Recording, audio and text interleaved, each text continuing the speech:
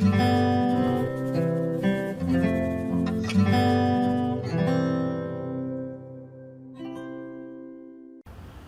the following equation. We have an algebraic fraction here, and in this question, we're supposed to find the value of W.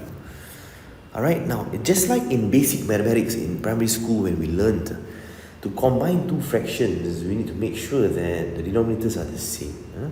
When we're dealing with a plus and minus, the denominators must be the same. So 2 and 4, make it the same by multiplying by 2 over here. So you're going to get 2W minus, put a bracket here, 3W plus 2, and you have successfully combined the fraction with a denominator of 4. Everything is equals to negative 5 here.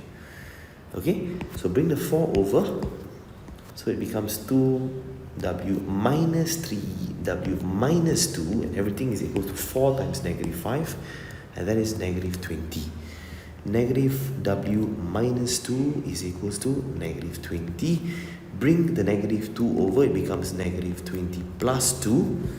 Negative W is equals to negative 18, and W is just positive 18, and that is, my friends, the final answer for this question.